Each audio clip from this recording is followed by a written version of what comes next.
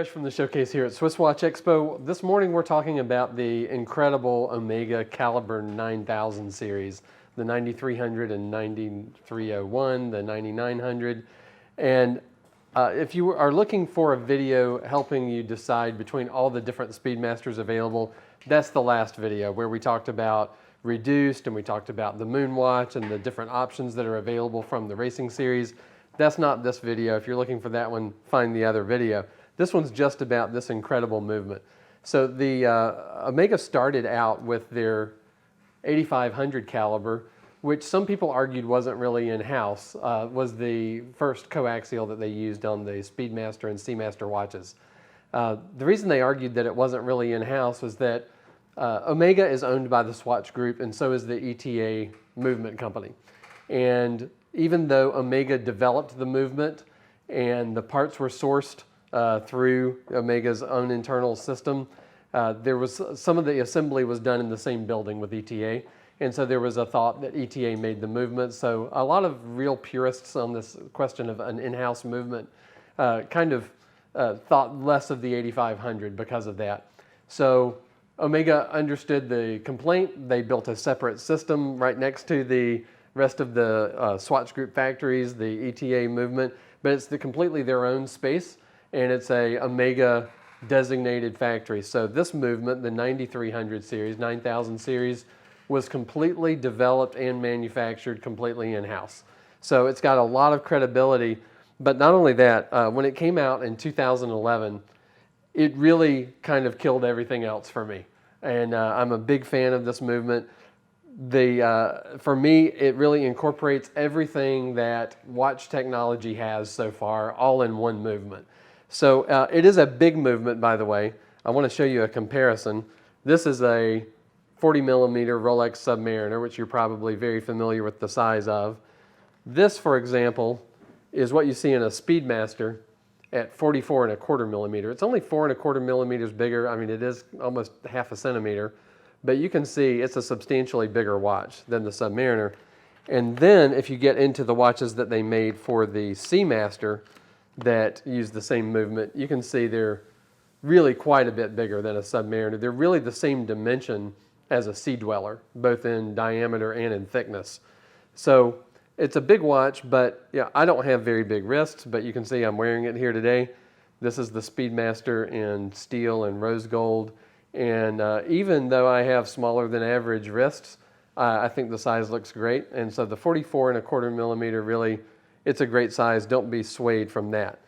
But back to the movement, when they launched it in 2011, it initially launched only on Seamaster, Planet Ocean, and Speedmaster models.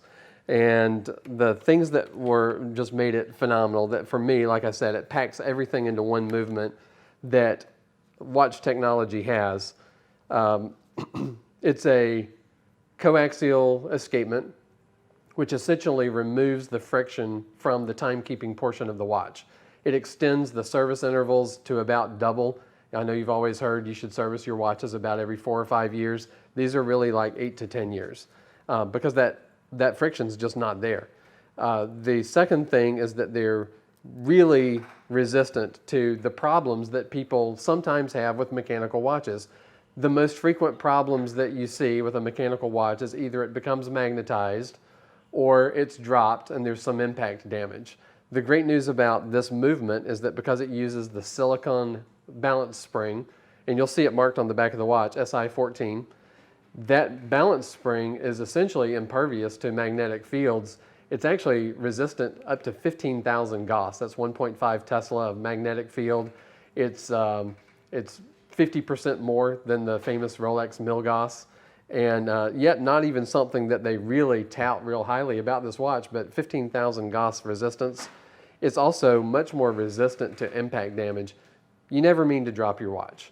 You also never mean to drop your phone, but somehow we all drop our phones and end up with cracked screens, right? So the same way, it's nice to have that protection there just in case you were to drop your watch. It is not impact proof, of course, but it's a lot more impact resistant where there wouldn't be as much damage to the watch. It does have the column wheel chronograph movement, which is considered the top kind of chronograph movement architecture. As opposed to the myriad of watches you see out there that use a Valjoux 7750 based movement, this uses a vertical clutch system that's just silky smooth. I mean, when you push this button, you don't get that massive chunk that you get with a Valjoux movement where the hands kind of jolt and you're not even sure whether you're timing the right thing or not. With this, it's just so smooth and you're just right there on it, and it's a perfect reset to 0. It just feels fantastic. If you're familiar with other chronographs, you won't want those anymore once you try this one. The other thing that is interesting about this watch is that, of course, it's a certified chronometer, and in the regular moon watches, we talked about this in the other video, you couldn't get a date, you couldn't get a certified chronometer, you can't get an automatic movement. That's all in this. But not only that, as far as the functionality goes, they've engineered something really cool here, that in the chronograph counter on the right side, so there's only 2 subdials for the chronograph instead of the normal 3 that you see on, say, an Omega Moonwatch or a Speedmaster Reduced or Speedmaster. Most of the Speedmaster racings use 3 subdials. This one, they've combined the hour and minute counter into 1 dial here at 3 o'clock.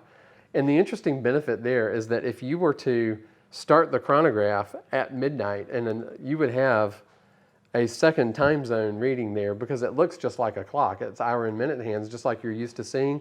You could actually have a second time zone displayed there all the time as a second little clock just by starting at either noon or midnight in the other time zone on your chronograph. This one also has the hacking function that when you pull the crown out, it stops the second hand for the main watch so you can synchronize. But one nice thing is if you travel a lot, you see this with GMT watches, but this could replace everything for you, especially if you got the Seamaster version. You would have a dive watch, a chronograph, and a 2 time zone watch all in one. The way you can operate this when you're traveling, when you pull the crown out all the way, it stops the second hand, of course, but if you push it in to control the hour hand, the second hand is still running. It doesn't mess up your timekeeping while you're jumping time zones, and you can jump time zones 1 hour at a time real easily just by turning the crown. That's also how you adjust the date, incidentally. There's not a separate quick set on the date. You just use the hour hand, but it's super easy.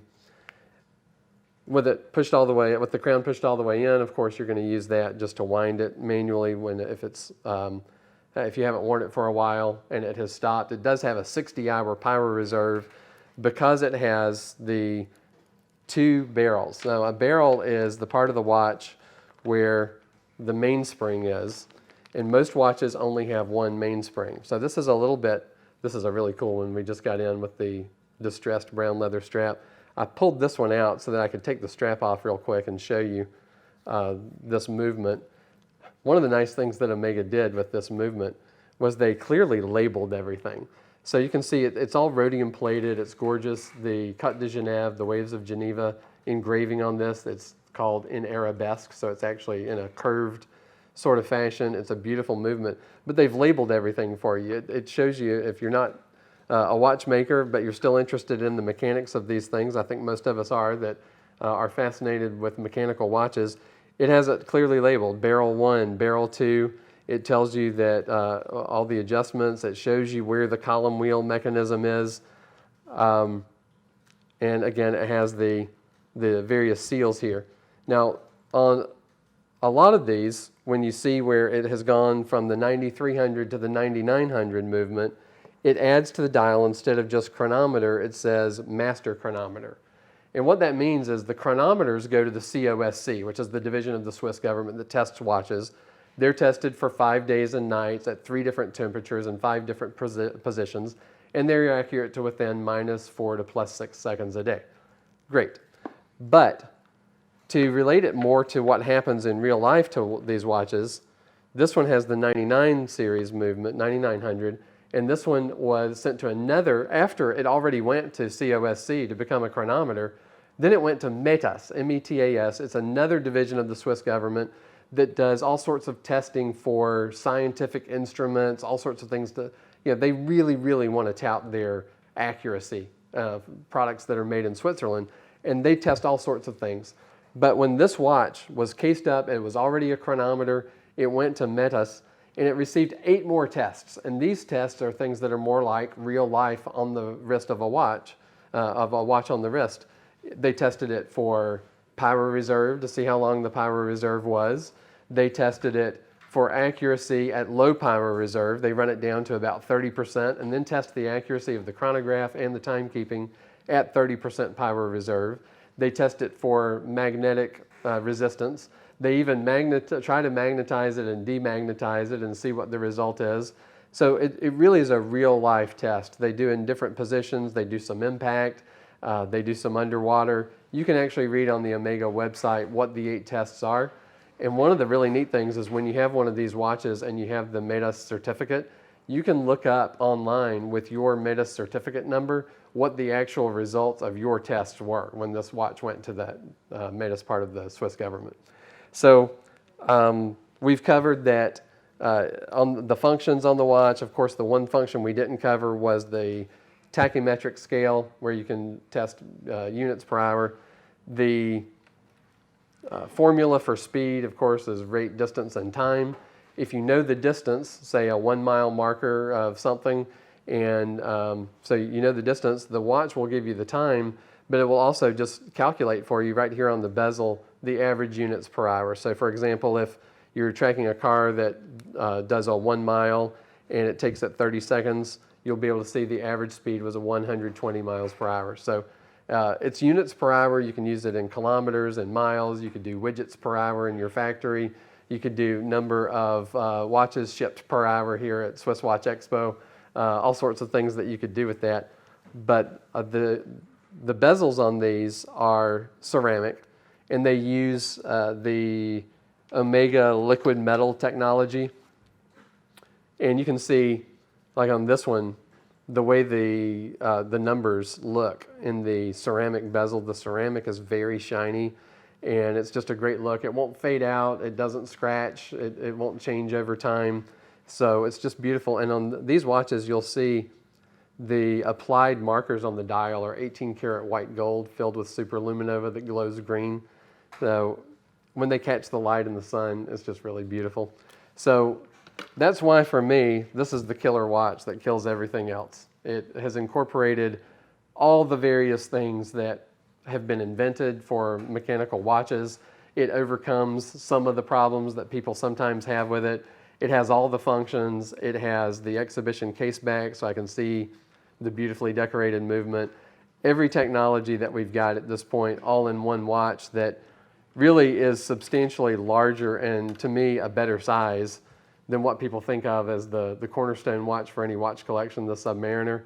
You can see that almost any day, if I were picking which watch to wear that day, I think this Speedmaster Racing 44¼ millimeter is going to win the competition every time for me to pick it up and wear it. Now, fresh from the showcase, let us know in the comments what you think about this watch versus all the competition. Let us know what you think about the various functions of it. We'd love to hear from you on that. Click to subscribe and get updates when we post more videos. Fresh from the showcase here at SwissWatchExpo.